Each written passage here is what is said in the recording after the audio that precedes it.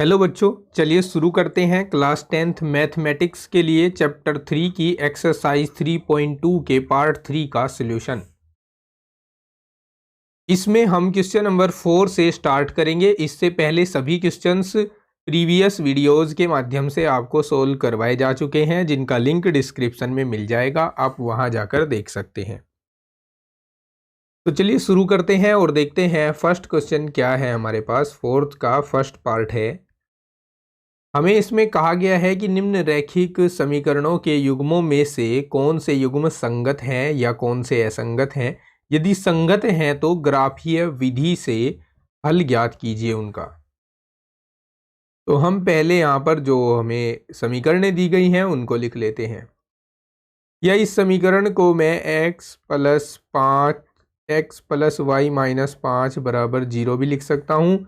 और दूसरी समीकरण दी गई है 2x + 2y बराबर 10, या फिर इसको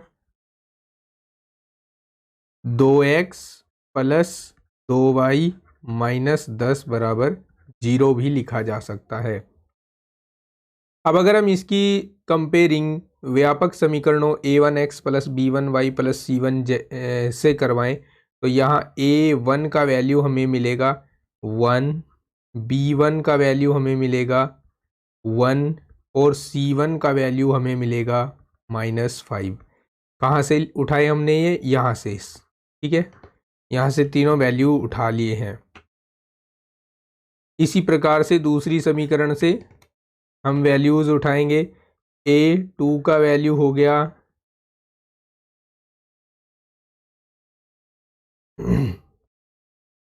a2 का वैल्यू कितना हो गया, यहाँ देख सकते हैं आप 2। b2 का वैल्यू b2 और c2 का वैल्यू कितना हो गया, यहाँ देख सकते हैं -10 हो गया। तो ये -10 लिख दिया यहाँ पर, ठीक है।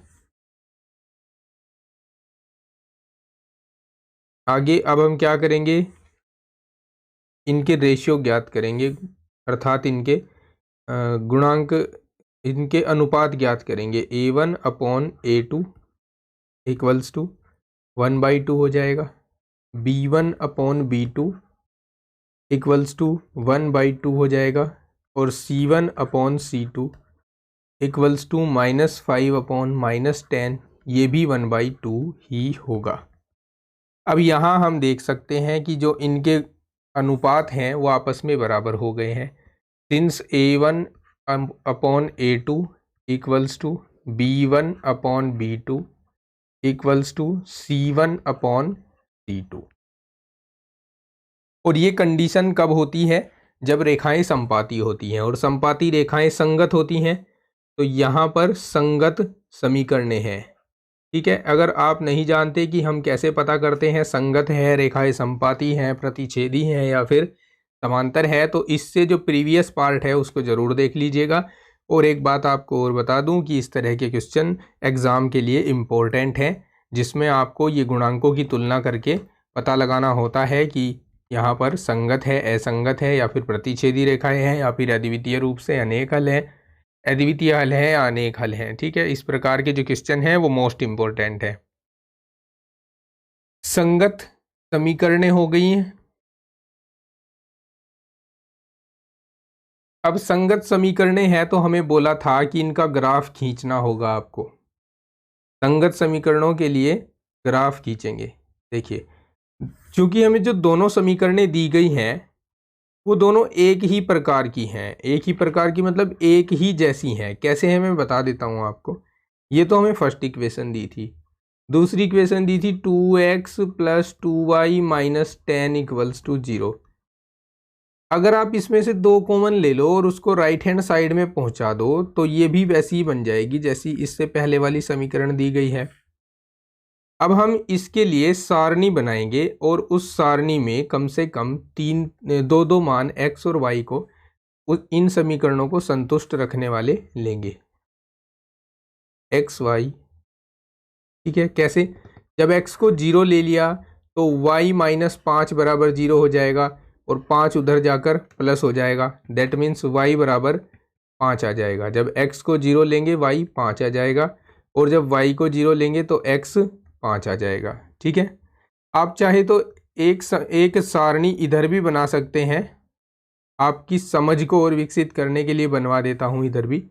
यहाँ आपने x ले लिया है, यहाँ y ले लिया है, और इस समीकरण के लिए नहीं बना रहा हूँ, इसके लिए बना रहा हूँ। ठीक है, यहाँ से भी वही वैल्यू मिलने वाली है।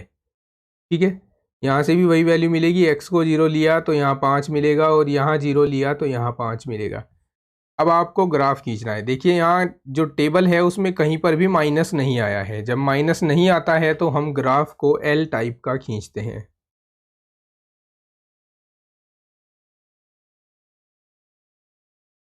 ये ग्राफ है, यहाँ 0 हो गया। ये कौन सी एक्सिस है? एक्स अक्ष है ये। और ये कौन सी अक्ष है? ये वाई अक्ष है। ठीक है, ये 1 हो गया, 2 हो गया, 3 हो गया, 4 हो गया, 5 हो गया। ये 1 2 3 4 5। ठीक है, दोनों के बिंदु सेम है। 0 5 कहाँ है? ये है 0 5, और 5 0 कहाँ है? ये है 5 0। अब इनसे जाने वाली एक रेखा खींचनी है हमें। चलिए रेखा खींचते हैं।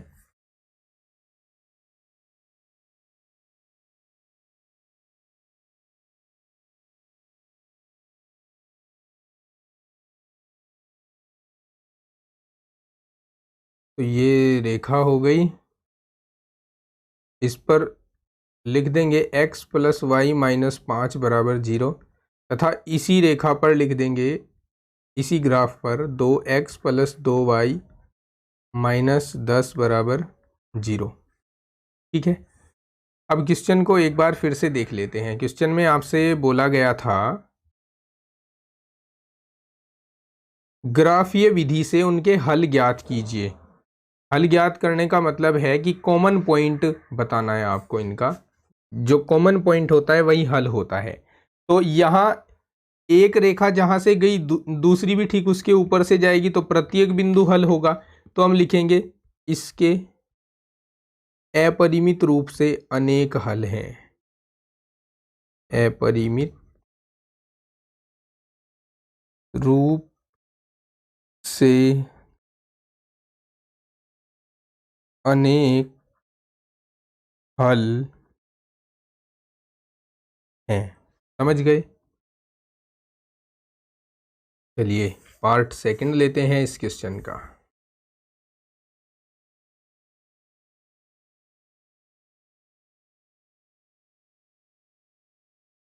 देखिए इस वाली समीकरण से a1 का वैल्यू आ जाएगा 1, b1 का वैल्यू आ जाएगा -1, और c1 का वैल्यू आ जाएगा -8।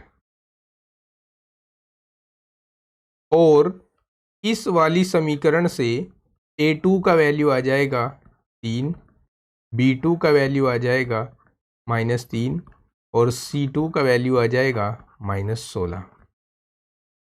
अब हम इनके अनुपात ज्ञात करेंगे। a1/a2 1/3, इसके बाद b1/b2 जो कि हो जाएगा -1/-3, माइनस से माइनस कैंसिल आउट, 1/3 आएगा, और c1/c2 बराबर -8/-16। माइनस से माइनस कैंसिल हुआ, 8 एकम 8, 8 दूनी 16। तो हम देख रहे हैं सिंस a1/a2 ये तो इक्वल हो गया है b1/b2 के, क्योंकि दोनों के वैल्यू 1/3 आ गई है b1/b2, but not equals to c1/c2। और जब ऐसा होता है, ये कंडीशन किसकी है? ये कंडीशन है समांतर रेखाएं होने की, इम्प्लाइज दैट। और जब समांतर रेखाएं होती हैं तो ऐसी रेखाएं जो एक दूसरे को कहीं पर नहीं काटती हैं और बराबर दूरी पर चलती हैं, उनको समांतर रेखाएं कहते हैं। जब ये काटती ही नहीं है तो इनका कोई कॉमन पॉइंट नहीं होता, इसलिए इनका कोई हल नहीं होता और ये असंगत होती है। तो ये क्या है? असंगत समीकरण युग्म है। और जो असंगत समीकरण युग्म है उसके लिए हमें ग्राफ नहीं बनाना है, इसलिए क्वेश्चन का ये पार्ट यहीं पर फिनिश हो जाता है, कंप्लीट हो जाता है। नेक्स्ट पार्ट है, इस समीकरण 1 से a1 का वैल्यू ज्ञात कर लेंगे 2, b1 का वैल्यू ज्ञात कर लेंगे 1 और c1 का वैल्यू ज्ञात कर लेंगे -6। ठीक है। इस समीकरण 2 से a2 का वैल्यू हो जाएगा 4, b2 का वैल्यू हो जाएगा -2, c2 का वैल्यू हो जाएगा -4। अब इनके अनुपात ज्ञात कर लेते हैं। a1/a2 बराबर 2/4 बराबर 1/2। इसके बाद b1/b2 बराबर 1/-2। अब हम यहाँ देख रहे हैं सीधा सीधा एक बात कि यहाँ 1/2 और 1/-2 बराबर नहीं होते।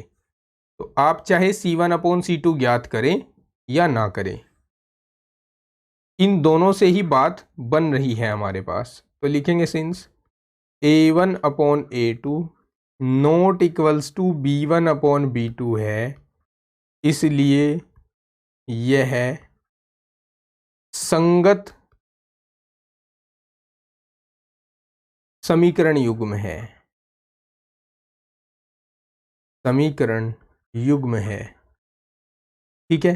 कंडीशंस जरूर पढ़ लीजिएगा, पिछले पार्ट में मैंने आपको पूरा टेबल बनाकर अच्छी तरह से समझाया हुआ है, तो इससे प्रीवियस पार्ट को देख लीजिएगा अगर आपकी ये बात समझ नहीं आ रही है तो। ठीक है। अब अगर ऐसा है तो हमें ग्राफ खींचने पड़ेंगे, ग्राफ खींचना पड़ेगा। यहाँ दोनों समीकरणों का एक कंबाइंड ग्राफ खींच लेंगे। 2x + y - 6 = 0, एक समीकरण तो ये है हमारे पास, और 4x - 2y - 4 = 0, दूसरी समीकरण ये है। या मैं यहाँ पर 2 कॉमन ले लूँ तो ये 2x - y - 2 = 0 हो जाएगा। ठीक है। क्या किया मैंने? 2 से भाग दे दिया सब में, तो 2 से सब में भाग दिया तो 2x - y - 2 = 0 बन गया है। अब इनके ग्राफ खींचने हैं हमें। ग्राफ खींचने के लिए हमें एक टेबल लेनी होती है, उस टेबल को ले लेते हैं। ये हमने टेबल ले ली है इस समीकरण के लिए, और यहाँ हम टेबल लेंगे दूसरी समीकरण के लिए।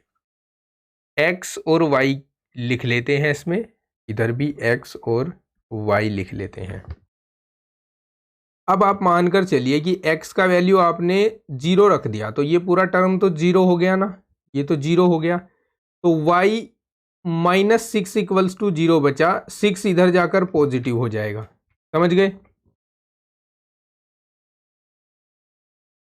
तो यहाँ 0 एंड 6 आ जाएगा। इसके बाद सपोज दैट आपने y को 0 रख लिया, तो ये पद तो हट गया इसमें से, तो ये पद हट जाने पर हम यहाँ y के स्थान पर 0 भर देंगे।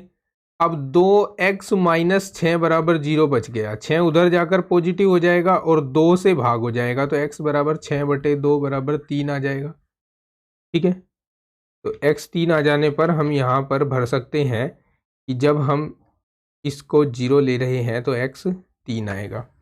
अब इधर आ जाइए इस साइड में, यहाँ अगर मैं इस पद को 0 ले लूँ तो y का वैल्यू कितना मिलेगा? y का वैल्यू -2 मिलेगा। तो इसको 0 रखूँ तो ये -2 मिलेगा। और अगर मैं y को 0 रख लेता हूँ, y मैंने 0 रख लिया, तो x का वैल्यू कितना मिलेगा? x का वैल्यू 1 मिलेगा।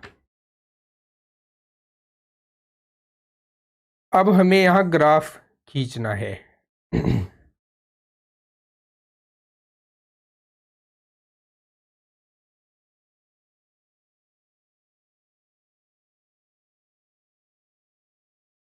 चलिए ग्राफ खींचते हैं। ये एक्स एक्स हो गई,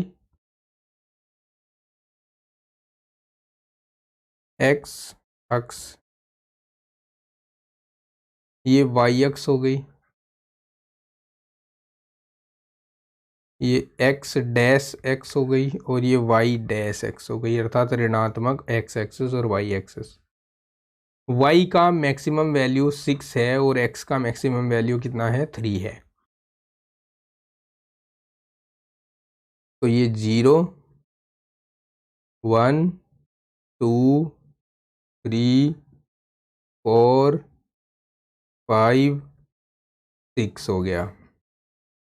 ये 1 2 3 4 5 6 हो गया। यहाँ 1 -1 -2 से ही काम चल जाएगा, और वाई एक्स पर -1 -2 -3। अब देखिए पहला जो बिंदु है हमारे पास वो 0 6 है। 0 6 कहाँ पर होगा, 0 एंड 6, तो ये बिंदु 0 6 होगा यहाँ।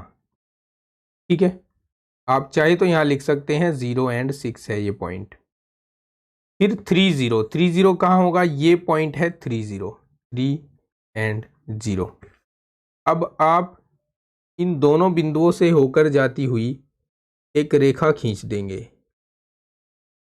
इन दोनों बिंदुओं से होकर जाती हुई एक रेखा खींच देंगे।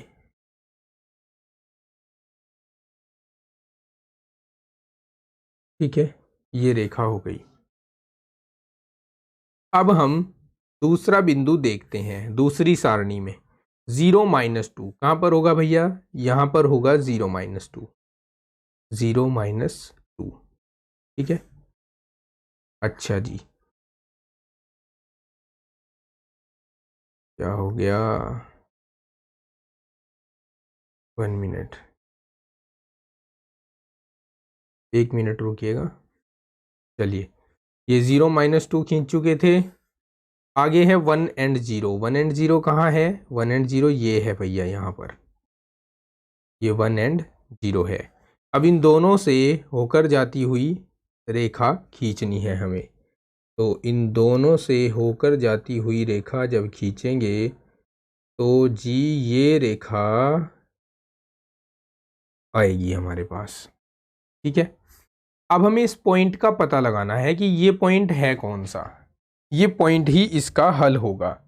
अब मैंने ये यहाँ विदाउट मेजरमेंट बनाया है क्योंकि मेरे पास इसमें स्केल का टूल अवेलेबल नहीं है। आप जब इसको पेज पर स्केल की सहायता से 1 सेंटीमीटर का गैप लेकर बनाएंगे या फिर ग्राफ पर बनाएंगे तब आपके पास ये एग्जैक्ट आएगा। ठीक है, अभी के लिए मैं आपको बता दूं कि कैसे पता करते हैं कि ये कौन सा पॉइंट है। ये 2x + y - 6 = 0 है समीकरण, और इधर 2x - y - 2 = 0 है। इन दोनों को जोड़ दो, जोड़ने पर ये बीच वाला टर्म कैंसिल हो जाएगा, ये 4x हो जाएगा, -8 हो जाएगा बराबर 0। x का वैल्यू यहाँ से 2 आ जाएगा। x का वैल्यू 2 उठाओ और इस समीकरण में रख दो तो 4 + y - 6 बराबर 0 हो जाएगा। तो y का वैल्यू भी कितना आएगा, 2 आएगा। तो ये 2 एंड 2 है, 2 एंड 2। और वैसे हमारे ग्राफ में भी ये ठीक ही हो रहा था, यहाँ 2 और यहाँ 2। तो ये इसका हल है, अभीष्ट हल है। तो अभीष्ट हल लिख देंगे नीचे। अभीष्ट हल हो जाएगा 2 2।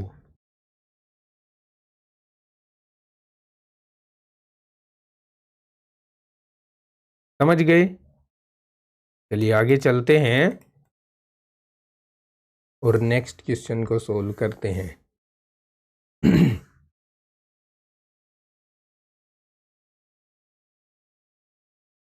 इसी क्वेश्चन का नेक्स्ट पार्ट है आपके सामने। यहाँ पहली समीकरण से a1 का वैल्यू भी 2 है, b1 का वैल्यू -2 है और c1 का वैल्यू -2 है। दूसरी समीकरण से a2 का वैल्यू 4 है, b2 का वैल्यू 4 है -4, और c2 का वैल्यू -5 5 है। अब हम अनुपात को ज्ञात करेंगे इनके, A1/A2 2/4 यानी 1/2 हो जाएगा। फिर B1/B2 -2/-4 यानी 1/2 हो जाएगा। और फिर C1/C2 इक्वल्स टू -2/-5, माइनस से माइनस कैंसिल आउट होगा तो 2/5 रह जाएगा। अब हम देख रहे हैं कि A1/A2 का वही वैल्यू है जो B1/B2 का है, बट C1/C2 का वैल्यू इनसे अलग है। और ये कौन सी कंडीशन है बच्चों? ये कंडीशन है समांतर रेखा होने की, अर्थात असंगत होने की। इम्प्लाइज दैट यह असंगत समीकरण युग्म है। यह असंगत समीकरण युग्म है। समझ गए? All right. अब हम नेक्स्ट क्वेश्चंस को देखेंगे, पढ़ेंगे और सॉल्व करेंगे।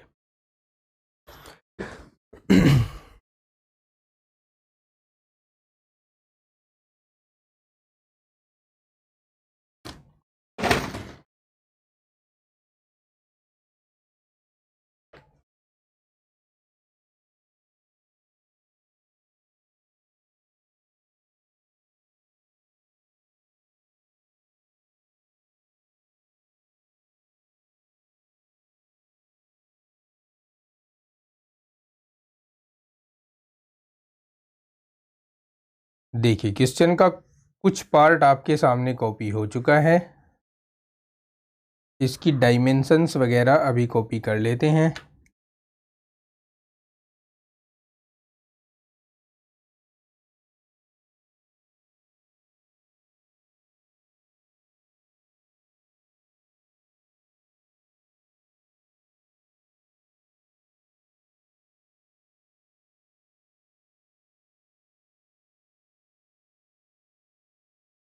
अच्छा, ये इतना ही क्वेश्चन है।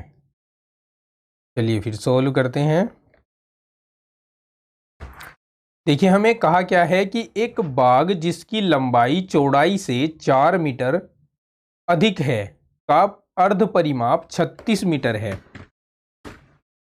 बाग की विमाएं ज्ञात करो। तो चलिए भाई समझते हैं इस क्वेश्चन को। क्या है ये क्वेश्चन?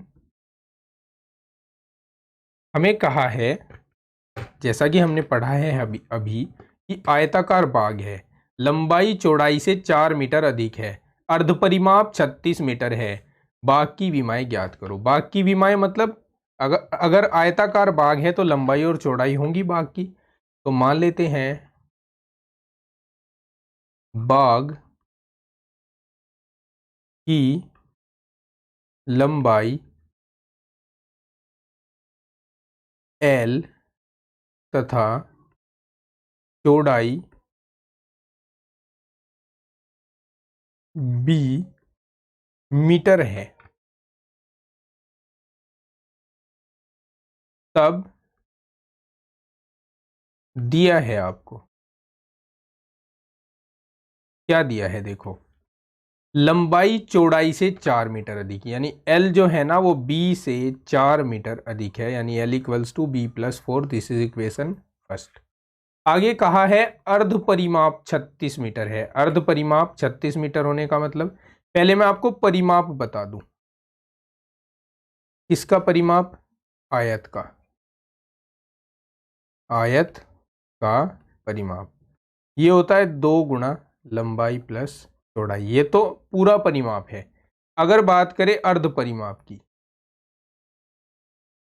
अर्ध परिमाप, तो अर्ध परिमाप होगा L प्लस B, 2 हट जाएगा उसके साथ से। ठीक है। अब अकॉर्डिंग टू क्वेश्चन, ये L प्लस B जो है ना 32 के बराबर दिया गया है, सॉरी 36 के बराबर दिया गया है। ये समीकरण 2 हो गई। अब हमें इन दोनों समीकरणों को हल करना है। तो अभी केवल आप एक ही विधि जानते हैं, ग्राफीय विधि। तो उसी विधि से हल करके बताता हूँ आपको। ग्राफीय विधि से हल करते हैं इसको। ग्राफीय विधि से हल करने के लिए आप अच्छी तरह जानते हैं, आपको x और y के कम से कम दो दो मानों की आवश्यकता पड़ती है जो इन समीकरणों को संतुष्ट करते हों। तो यहाँ मैंने x लिख दिया है, यहाँ y लिख दिया है। इसी प्रकार से नीचे यहाँ x लिख दूँ, यहाँ y लिख दूँ। और अच्छा, x y के लिए नहीं लिखेंगे, यहाँ l और b लिखेंगे, क्योंकि हमने l b लिया है ना। इनको x y लेते तो x y लिख सकते थे, l और b लिया है। अगर l को मैं जीरो ले लूँ, ये पद जीरो ले लूँ, अगर l को मैं जीरो ले लूँ तो b कितना आएगा, -4 आएगा। और अगर b को जीरो ले लूँ तो l कितना आएगा, +4 आएगा।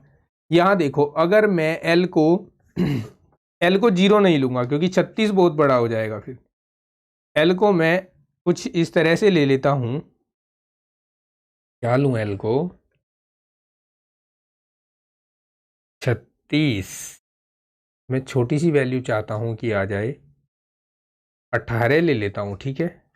l को अगर मैंने 18 ले लिया तो ये 18 इधर जाकर 36 में से घटेगा, तो b का वैल्यू भी कितना बच जाएगा, b का वैल्यू भी 36 बच जाएगा, सॉरी 18 बच जाएगा, ठीक है।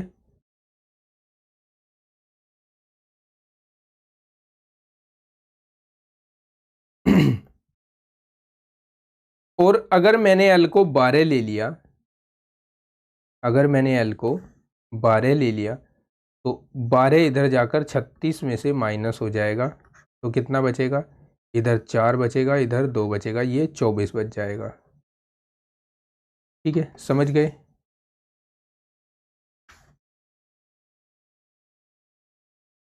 अब हमें खींचना है ग्राफ। ग्राफीय विधि से हल करने के लिए अब हम इसका ग्राफ खींच देते हैं। अरे यार, खींच जा ग्राफ। चलिए, ग्राफ खींचने की बारी आती है। 0,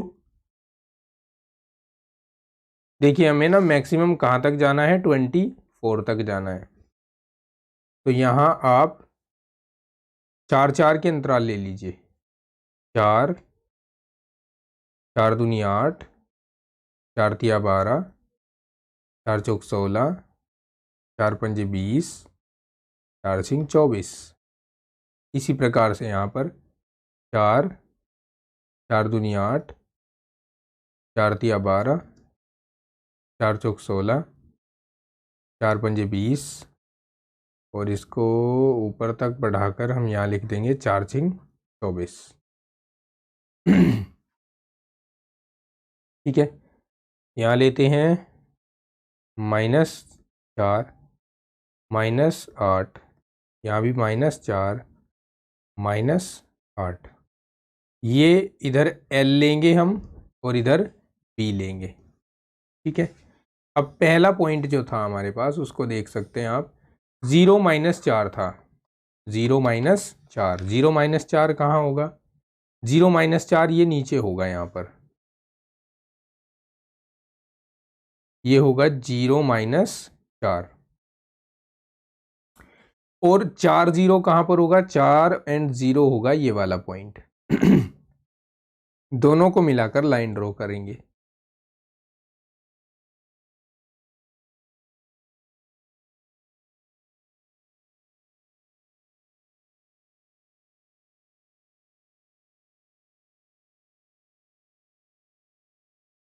तो जी ये लाइन है, और दूसरा पॉइंट 18 एंड 18 है।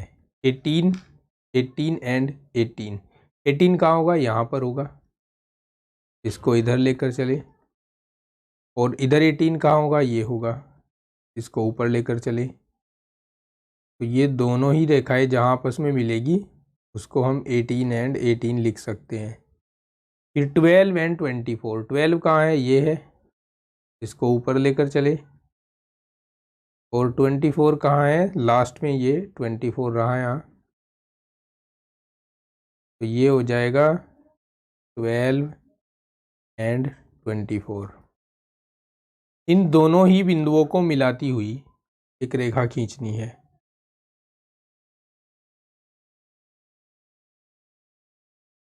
ठीक है, और ये जो पहले वाली रेखा थी इसको मैं और आगे बढ़ा देता हूं। ये थी ना, इसको भी और आगे बढ़ा देते हैं। अरे भाई,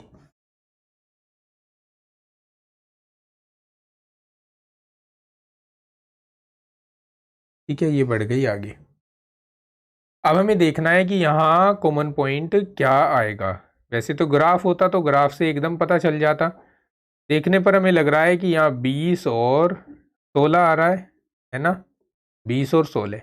अब ये 20 और 16 ठीक आ गए हैं कि नहीं आ गए हैं, ये पता करने के लिए क्या करते हैं, यहाँ L के स्थान पर 20 रख लेते हैं और B के स्थान पर 16 रख लेते हैं, जोड़कर देखते हैं 36 आ रहा है कि नहीं आ रहा है। आ रहा है ना 36, तो इसका मतलब हमारा काम बन गया। हम यहाँ लिख देंगे 20,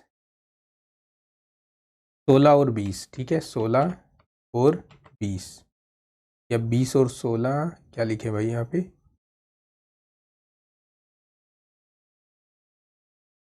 16 और 20।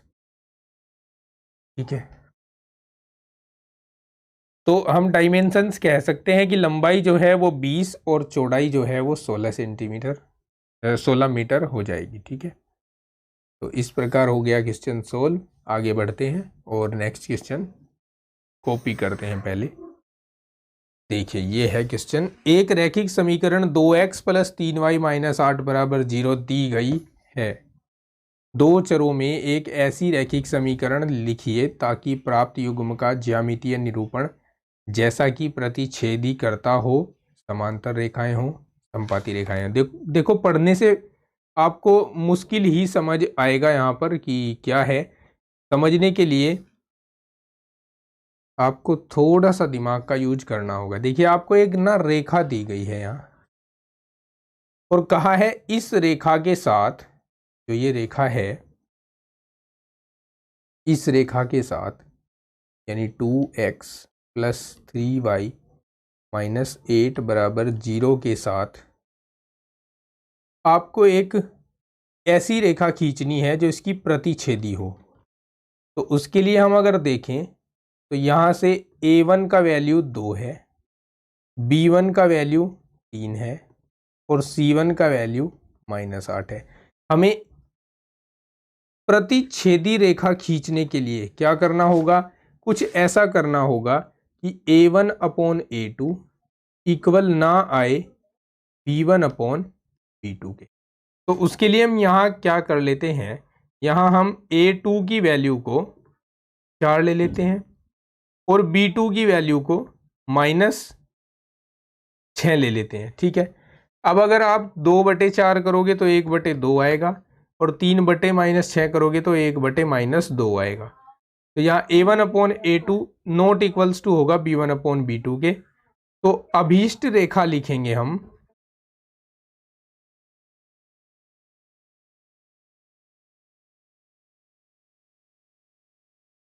अभीष्ट रेखा लिखेंगे a1x + b1, एक मिनट माफी चाहूंगा, a2x + b2y + c2 = 0। अच्छा, यहाँ हमने c2 तो माना ही नहीं है, c2 को आप 9 मान लीजिए। ठीक है, चलेगा। तो ये हो जाएगा 4x - 6y + 9 = 0। अपना पहला आंसर ये बनता है। ठीक है, सेकंड आंसर देखिए अब कैसे बनाना है हमें।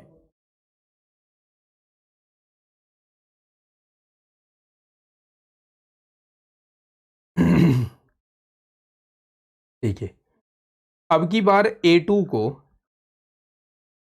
पहले यहाँ भी ध्यान दीजिए, यहाँ आपको समांतर रेखाएं पूछा है। समांतर रेखाओं की कंडीशन होती है a1/a2 equals to b1/b2 not equals to हो जाए c1/c2 के। तो देखिए, यहाँ a1 कितना है, हमारे पास 2 है, तो a2 को आप 4 ले लीजिए, b1 कितना है, 3 है, तो B2 को आप 6 ले लीजिए, ठीक है। A1/A2 इक्वल्स टू B1/B2 हो जाएगा। और C1/C2 को आप कुछ इस तरह रखेंगे कि वो इनकी वैल्यू के इक्वल न आए, तो इसके लिए हम यहाँ पर C2 की वैल्यू को वही 9 ले लेते हैं। तो अब हम लिखेंगे चूंकि ये कंडीशन सेटिस्फाई हो रही है, इसलिए अभीष्ट रेखा होगी,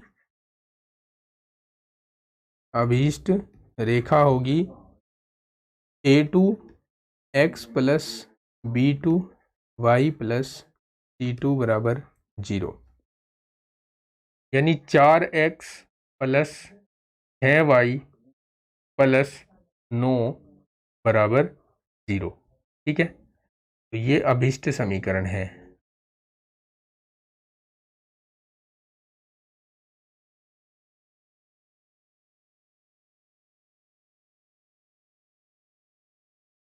और थर्ड पार्ट देखते हैं इसका। थर्ड पार्ट में कहा है संपाती रेखाएं होनी चाहिए। तो संपाती रेखाओं के लिए क्या कंडीशन होती है? संपाती रेखाओं के लिए कि A1/A2 इक्वल्स टू हो जाए B1/B2 के और इक्वल्स टू हो जाए C1/C2 के। तो इसके लिए हम क्या करेंगे, A2 को वही पिछले क्वेश्चन की तरह 4 ले लेंगे, जिससे 1/2 आ जाएगा। B2 को 6 ले लेंगे, जिससे 1/2 आ जाएगा। और C2 को -16 लेंगे। अब ये C1 है -8 और इसके नीचे -16 रखेंगे, तो इसका वैल्यू भी 1/2 ही आएगा, ठीक है। तो इम्प्लाइज दैट अभीष्ट समीकरण जो बनेगा यहाँ, अभीष्ट समीकरण वो बनेगा 4x प्लस 6y माइनस 16 बराबर 0। तो ये तीसरे क्वेश्चन के लिए आंसर होगा। क्लियर, समझ गए? ओके, अब लास्ट क्वेश्चन ये अटेम्प्ट करते हैं।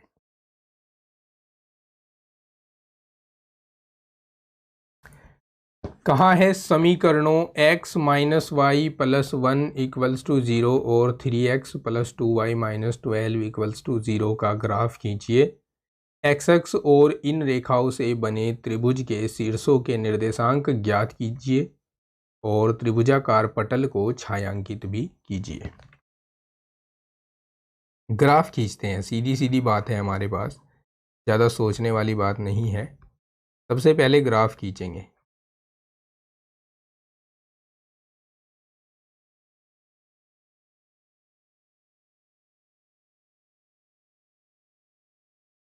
सारणी लेते हैं इनके लिए, इसके लिए भी सारणी लेते हैं।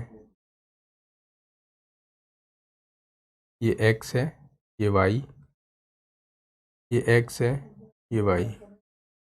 जब x को 0 लेंगे तो y कितना आ जाएगा? 1 आ जाएगा। और जब y को 0 लेंगे तो x कितना आ जाएगा? -1 आ जाएगा। यहाँ जब x को 0 लेंगे तो y आ जाएगा 6, और यहाँ जब y को 0 लेंगे तो x आ जाएगा 3 चौक 12 यानी 4। अब खींच लेते हैं ग्राफ इसका।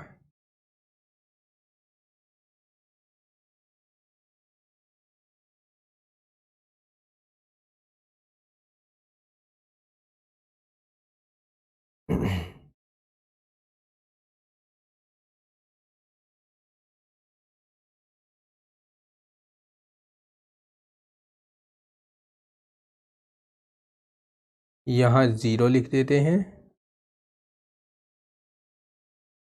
1 2 3 4 5 6 1 2 3 4 5 6 -1 -2 -3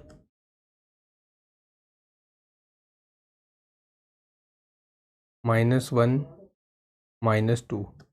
अभी देखो पहला पॉइंट डिनोट करने जा रहे हैं 0 1। तो 0 1 कहाँ पर है, आप देख सकते हैं ये पॉइंट है 0 1। ठीक है, ये पॉइंट 0 1 है अपना। -1 एंड 0 कौन सा पॉइंट है, ये वाला पॉइंट है -1 एंड 0। दोनों पॉइंट्स को मिलाते हुए एक लाइन ड्रॉ करेंगे।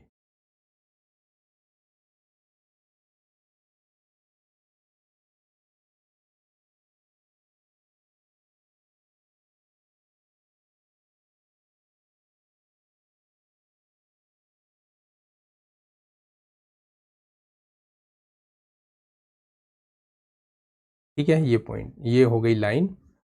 और इसके बाद दूसरा पॉइंट डिनोट करते हैं 0 एंड 6। कहाँ पर है, ये पॉइंट है 0 एंड 6। 4 एंड 0, ये पॉइंट है 4 एंड 0। तो इन दोनों को मिलाकर लाइन ड्रॉ करते हैं। ये हो गए इनके ग्राफ। तो यहाँ जो त्रिभुज बन रहा है उसके शीर्ष हो जाएंगे क्रम से 4 0। ये वाला पॉइंट अभी पता नहीं, ये हो जाएगा -1 और 0। और ये वाला पॉइंट है 3 एंड 2, 2 एंड 3 बोलेंगे इसको। पहले एक्स एक्सेस ली जाती है और फिर वाई एक्सेस ली जाती है। ठीक है, 2 एंड 3। तो जैसा कि हमें पूछा था कि त्रिभुज के निर्देशांक बताइए, तो त्रिभुज के निर्देशांक हम लिख देंगे। त्रिभुज, सबसे पहले इसको ऐसा लिखें, थोड़ा अच्छा सा लिखने के लिए इसको ए नाम दे दें, इसको बी नाम दे दें और इसको सी नाम दे दें। तो लिखेंगे अभीष्ट त्रिभुज बनेगा ए बी सी के शीर्षों के निर्देशांक, शीर्षों के निर्देशांक। ए का निर्देशांक हो गया 2 3, बी के निर्देशांक हो गए -1 0 और सी के निर्देशांक हो गए 4 एंड 0।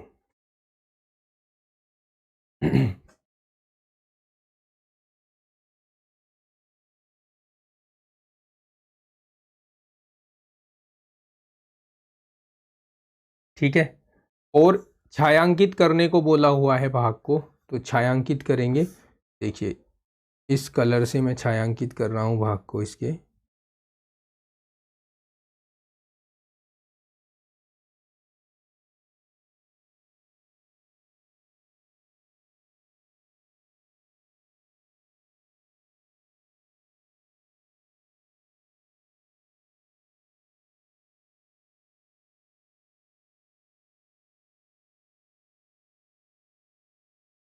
ये छायांकित भाग हो गया और इस तरह से क्वेश्चन हो जाता है कंप्लीट। ठीक है, और एक्सरसाइज भी हो जाती है कंप्लीट।